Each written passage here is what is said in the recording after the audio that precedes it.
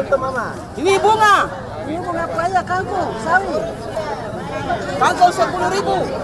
Ini 30.000. Permisi. Oke. 10 juga. 10.000 ya. 10 juga. Oh, Pakai maju di sini.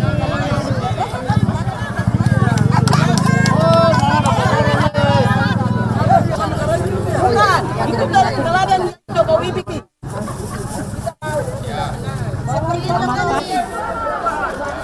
Kasih kembali ke tidak? Ya, Bapak. Terima kasih. Selamat datang. Apa saya mau sampai apa dapat?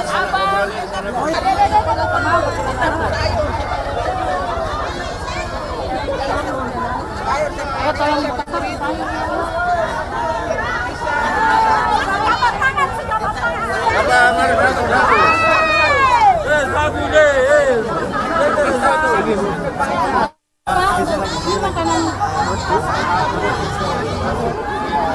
Nawi, Nawi, Nawi, masih pinang sini, pinang. Yang ini 9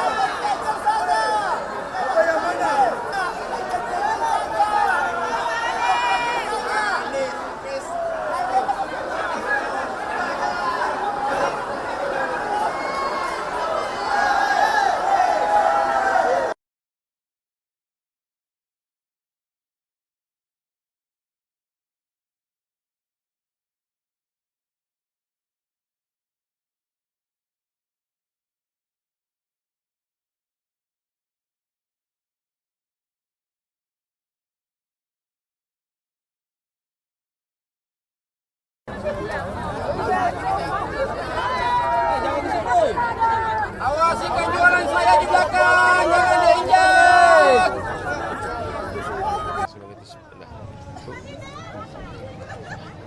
Pasar Puri. Sorong mampir di pasar tempat pendaratan ikan Puri, di Pasar Puri, dan di sini bertemu dengan pedagang perikanan dan juga nelayan.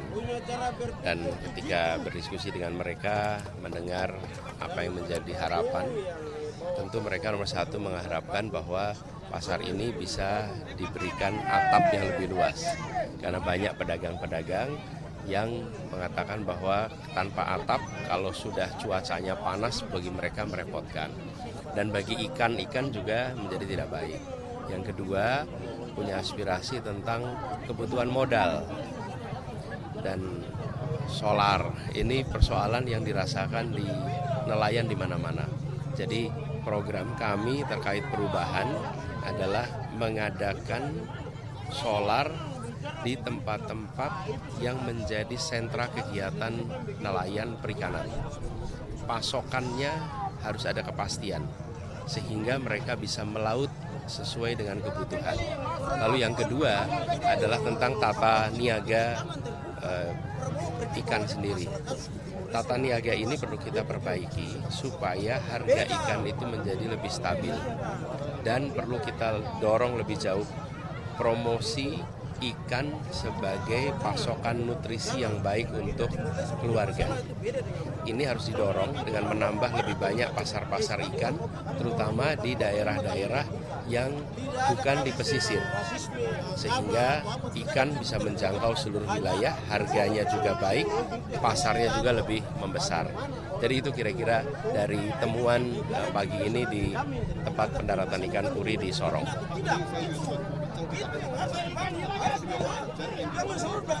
Betul. Ya, jadi Sorong adalah satu dari 40-an kota yang akan kita upgrade. Dan upgrading kota ini tujuannya adalah membuat Sorong bisa menjadi penggerak perekonomian di Papua Baradaya. Karena status Sorong sekarang menjadi ibu kota Papua Baradaya. Dan dengan adanya upgrade ini, salah satunya adalah upgrade pasar-pasar, supaya pasar-pasar ini benar-benar bisa menampung hasil tangkapan nelayan.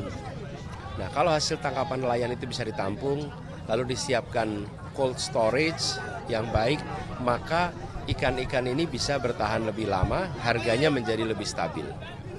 Pak Anies, terkait dengan tadi permintaan dari masyarakat Papua terkait dengan melanjutkan program Pak Jokowi yang dianggap mensejahterakan rakyat, gimana tanggapannya Bapak?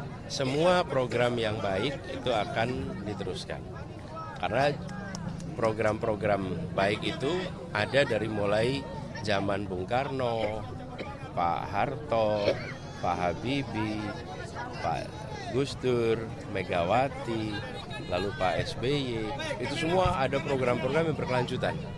Misalnya Puskesmas, Posyandu, itu kan bukan dimulai sekarang, dari dulu. Setiap masa kepemimpinan selalu ada hal baru yang dibawa. Dan itu juga semua yang baik akan kita teruskan. Tidak hanya mengeluhkan nama Pak Anies, tapi juga ada paslon lain, Pak Prabowo gitu ya. Tanggapannya Normal saja, justru inilah demokrasi. Yang berbahaya itu kan kalau melarang. Kalau melarang, bahkan kalau ada banner diturunkan, lalu ada videotron dilarang, nah itu baru masalah. Tapi kalau mengungkapkan justru itu kita hormati. Iya, yang di Bekasi. videotron yang di Bekasi gimana sih? Saya malah baru tahu tadi pagi.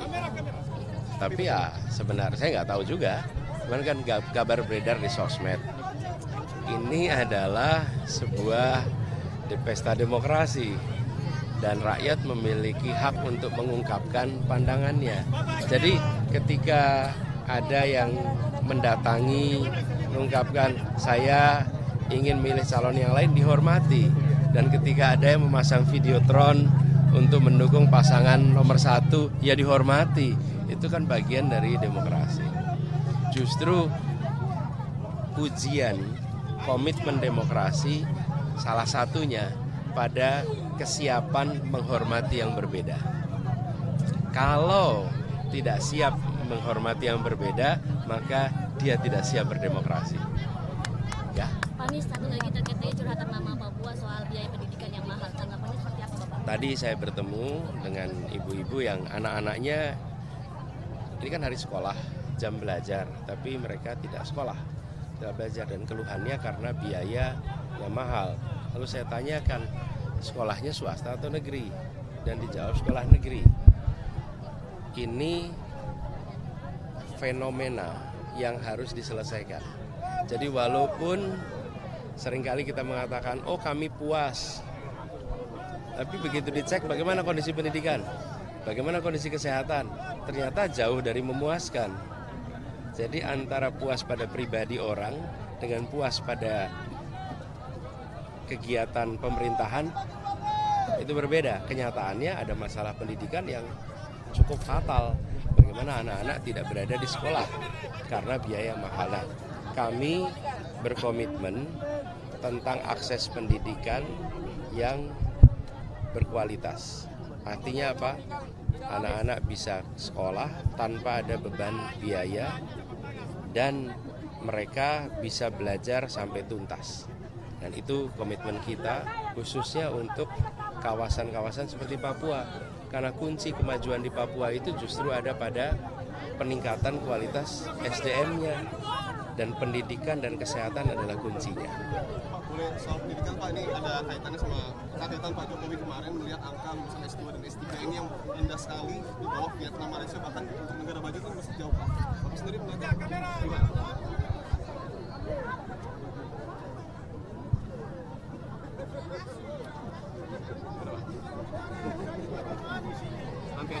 Bukan.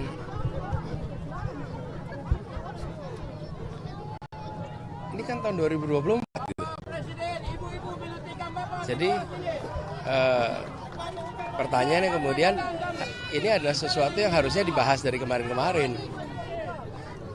Jadi ya memang itu faktanya yang ada di kita.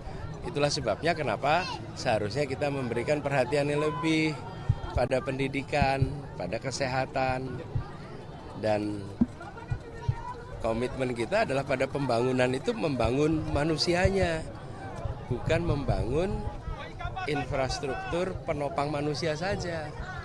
Kota saja, Mas. Kota itu disebut hidup dan mati. Itu bukan kalau ada gedung dan tidak ada gedung. Walaupun gedungnya penuh, jalannya baik, kalau tidak ada orangnya, dia disebut sebagai kota mati. Jadi yang menentukannya itu adalah manusia, kualitas manusia, tingkat pendidikan. Jadi ya memang itu masalah kita dan itu seharusnya udah jadi perhatian dari kemarin-kemarin gitu. Ini kan tahun 2024. Oke.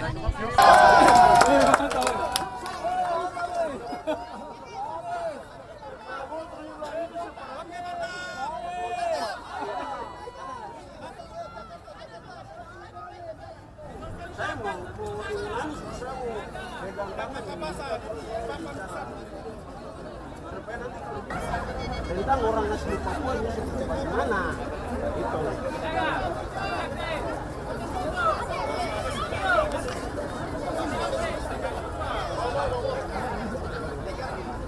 Ada teman aja.